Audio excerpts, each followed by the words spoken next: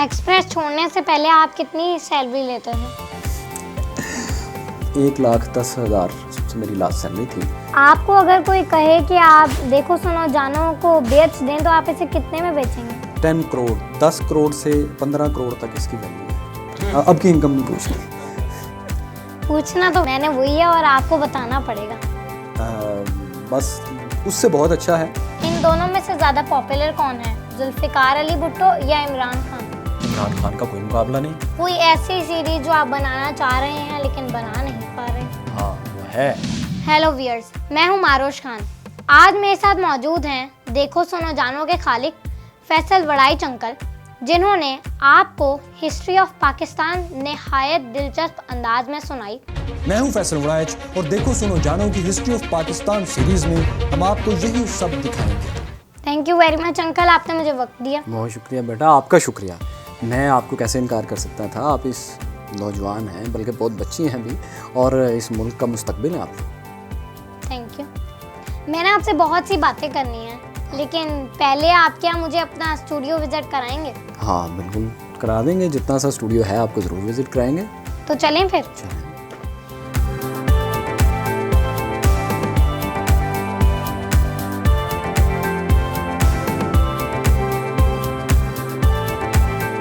तो ये बेटा हमारा स्टूडियो है छोटा सा, यहाँ हम रिकॉर्डिंग करते हैं और यहाँ एडिटिंग करते हैं बस। सबसे पहले तो ये बताएं कि आप एक्सप्रेस जैसे बड़े इदारे को छोड़कर यूट्यूब पे आ गए। आपको पहले से कैसे पता था कि ये देखो सुनो जानो इतना बड़ा प्लेटफॉर्म बन जाएगा? मैंने एक्सप्रेस में होते हुए ही, बल्कि एक्सप्रेस 2007 में जब लॉन्च हुआ है उसके 1 साल बाद ही अंदाज़ा कर लिया था कि यहाँ न्यूज़ चैनल्स अब बहुत ज़्यादा नहीं चलेंगे, या कोई भी शख्स जो बहुत ज़्यादा काम करना चाहता है, अच्छी अर्निंग करना चाहता है, नाम कमाना चाहता है या अच्छा काम करना चाहता है, वो टीवी चैनल उसका फ्यूचर नहीं है। क्योंकि टीवी चैनल हो या कोई भी इदारा हो इस तरह का, वहाँ एक जगह तक आप तरक्की कर सकते हैं। उसके बाद अगर आप एनएलई हैं तो एक ख़ास पे स्केल है, उसके बाद आप कितने भी सीनियर हों उससे आगे नहीं जा सकेंगे। अगर आप जर्नलिस्ट हैं, अगर आप हेडलाइंस बनाते हैं, कुछ भी करते हैं, तो एक लिमिट है, उसके बाद आप वहाँ स्टॉप हो जाएंगे, चाहे आप कितने अच्छे हीरे हैं, कितना अच्छा काम करते हैं। एक ही चांस है कि आपकी पर्सनल वर्थ हो और आपका एक हल्का हो जो आपको सुनता हो या आपके काम से बहुत मुतासिर हो, तो वो टीवी चैनल में उसी सूरत में मुमकिन है अगर चैनल का मालिक आपके साथ हो, वो आपको एंकर बना दे या किसी जगह पर। तो ज़ाहिर है वो तो एक बाई चांस चीज़ थी, अब आपके हाथ में तो थी ही नहीं। तो सोशल मीडिया एक ऐसा टूल था जहां आप अपने टैलेंट के साथ खेल सकते हैं, आप अपने टैलेंट के मुताबिक खेल सकते हैं एक्चुअली। तो वहां मैंने ये चूज़ कर लिया था और मैंने उसको सीखना शुरू कर दिया था। लेकिन बैड लक ये हुई कि कुछ साल बाद पाकिस्तान में यूट्यूब बैन हो गया। जब वो बैन हो गया तो फिर उस वक्त तक मैं फुली तैयार हो चुका था। डेली मोशंस पे आप जाके मेरा नाम लिखें अगर फैसल वड़ाइच, और इस पे वीमियो पे, तो उस वक्त जब वो बंद था तो मैंने बहुत सी वीडियो बनाई, दर्जनों वीडियो हैं, अब भी पड़ी हुई हैं वहाँ। तो वो मैं काम करता रहा। फिर जब खुला यूट्यूब दोबारा, तो मैं एक्सप्रेस छोड़ चुका था बेसिकली इसलिए कि कई साल से वहाँ सैलरीज़ के इशू थे, बढ़ नहीं रही थी, तरक्की नहीं हो रही थी। तो बोल चैनल एक आया था तो मैं वहाँ स्विच कर गया था। लेकिन उस वक्त तक यूट्यूब और सोशल मीडिया पे काम शुरू कर चुका था। आपके ख्याल में आपके हिट होने की बड़ी वजह क्या है? देखें, अगर आप वेल प्रिपेयर्ड होंगे किसी चीज़ के लिए तो, और वो अपॉर्चुनिटी, वो चीज़ आपके सामने आ जाएगी, तो फिर आपके पास ये चांस होता है कि आप उसे विन कर लें। मैंने आपको बताया कि 2007 के बाद ही 2-3 साल में मैं रेडी हो गया था इस काम के लिए, लेकिन यूट्यूब बंद हो गया। यानी आप रेडी हैं एक मौके के लिए, लेकिन वो मौका ही ख़त्म हो गया।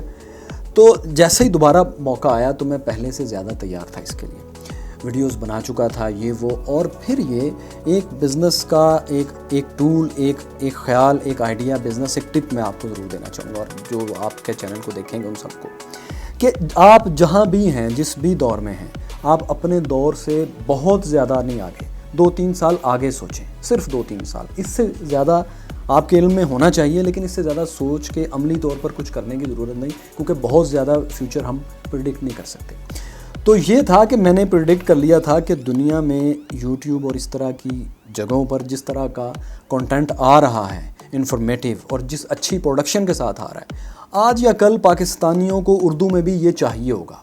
अच्छा, अब वैसा कंटेंट बना ही कोई नहीं रहा था, और मुझे नज़र आ रहा था कि ये एक स्पेस है, एक ब्लैक होल है उर्दू ज़ुबान में एट लीस्ट, हिस्ट्री और साइंस की इंफॉर्मेटिव वीडियोस के लिए बन रही थी। कई लोग बहुत अच्छा काम कर रहे थे, मेहनत कर रहे थे, लेकिन प्रोडक्शन और रिसर्च का वो लेवल जो इंग्लिश में था वो उर्दू में था ही नहीं।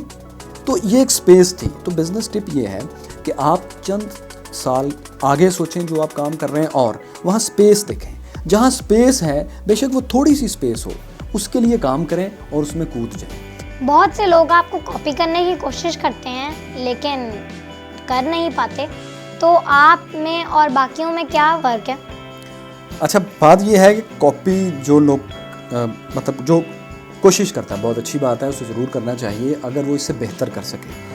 अगर आप कभी भी किसी की कॉपी करके उससे बेहतर नहीं हो सकते। आप अपना ब्रांड जो आपके अंदर है वो उसको तो दुनिया के सामने ला कर मनवा सकते हैं अपने आप को। जैसे ही आप किसी को कॉपी करेंगे तो लोग फ़ौरन उसकी तरफ, असल की तरफ जाएंगे। अच्छा, ये उसको कॉपी कर रहे हैं, तो जिसको आप कॉपी कर रहे होते हैं वो उससे अच्छा हो नहीं सकता। अच्छा, क्यों नहीं उस बात पर आ रहे, वो उसकी वजह है बेटा। उसकी वजह यह है कि अभी आज जो मैंने अभी वीडियो रिकॉर्ड कर रहा था आपके आने से पहले, अभी मैं बताऊंगा नहीं वो क्या है, बड़ी ज़बरदस्त एक साइंसदान की बायोग्राफी है। उस पर कम से कम 15 से 20 दिन 2-3 किताबें पढ़ी हैं मैंने और मेरी टीम ने, और उसके ऊपर डॉक्यूमेंट्रीज़ देखी हैं।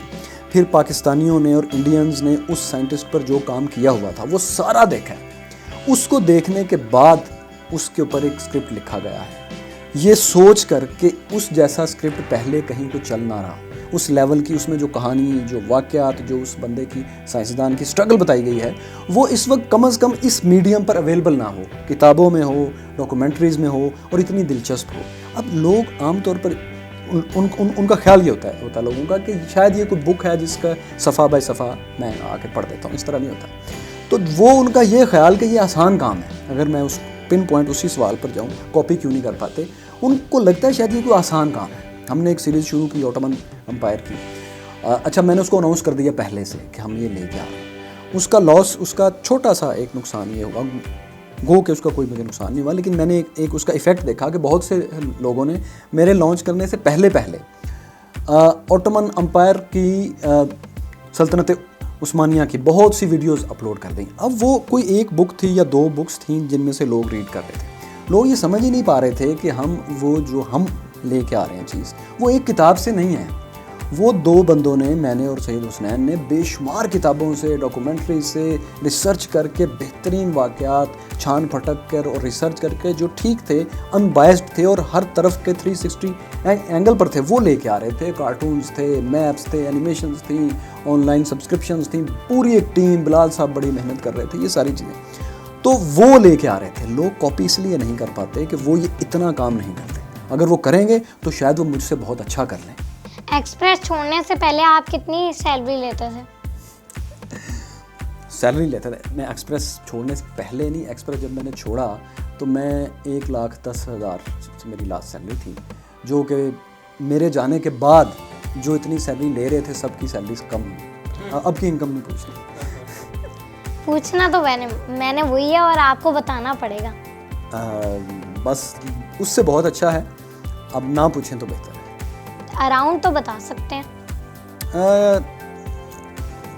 ना पूछें तो बेहतर है। चलिए मैं गेस करती हूँ 5 लाख। बस राउंड अबाउट इसके 5 ऊपर और 5 आप नीचे कर लें, बस इतना। 5.5 लाख। मैं अब बता रहा हूँ, इससे कुछ ऊपर और कुछ नीचे, बस इसी को समझ लें।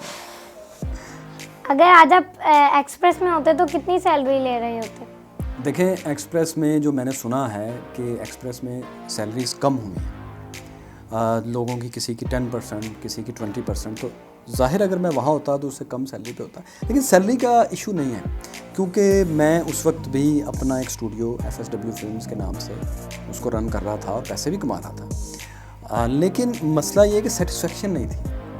असल में जो चीज़ मैंने गेन की है वो पैसे नहीं है, वो सेटिस्फेक्शन है। आपको अगर कोई कहे कि आप देखो सुनो जानो को बेच दें तो आप इसे कितने में बेचेंगे? नहीं, मैं बेचने का सवाल ही पैदा नहीं होता। क्यों बेचेंगे इसे? बेचने नहीं, फिर भी फर्ज करें। नहीं, बेचने का सवाल ही पैदा नहीं होता ना। देखो सुनो जानो इज़ माई चाइल्ड, मेरा बच्चा है, मैं इसे कैसे बेच सकता हूँ? कोई बाप अपने बच्चे को कैसे बेच सकता है? सवाल ही पैदा नहीं होता। ये तो हो सकता है कि और चैनल आएँ जो कि आ रहे हैं और भी आएंगे, लेकिन ये बेचने का तो सवाल ही पैदा नहीं होता। मैं इसकी वर्थ जानने के लिए ये क्वेश्चन कर रही हूँ। वर्थ इसकी, जब मैंने लास्ट टाइम जो वर्थ का एक फार्मूला है उसके हिसाब से इसकी वर्थ जानने की कोशिश की, तो ये तकरीबन मार्केट वैल्यू इसके सारी, इसकी रेपुटेशन और इन सब चीज़ों को अगर देखा जाए, इसकी एक साल की इनकम, तो it's more than 10 crore, 10 crore से 15 करोड़ तक इसकी वैल्यू है। क्योंकि जितना ये इसकी अर्निंग है, फिर इसकी गुडविल है, फिर इस पर आप और काम कर सकते हैं। आप देखें मेरी सेंसिटिविटी इस चैनल के लिए, अपने चैनल के लिए, कि मुझे कुछ लोगों के क्वेश्चंस वीलॉग की शक्ल में उनके जवाब देने थे। लोग उस पर ट्विटर पे कमेंट्स में बहुत से ऐसे सवाल पूछते हैं जिनके मैं महसूस करता था कि इनके जवाब दिए जाने चाहिए। लेकिन DSJ का एक ख़ास एक स्टैंडर्ड है उसकी रिसर्च का, उसकी प्रोडक्शन का, तो मैंने वो इसकी प्रोडक्शन और स्टैंडर्ड पर बिल्कुल कंप्रोमाइज़ नहीं करता। 19 साला लड़की की नाकाबिले फरामोश दास्तान जिंदा है। मैं हूं फैसल वड़ाइच और देखो सुनो जानो कि वो कौन था या थी सीरीज में हम आपको जोन ऑफ आर्क की इसी दास्तान का दूसरा और आखिरी हिस्सा दिखा रहे हैं। क्या आप मुझे अपना ऑफिस का विजिट कराना चाहेंगे? हाँ बेटा कर लें आप, आपका ऑफिस है, छोटा सा तो ऑफिस है। चलें? चलें।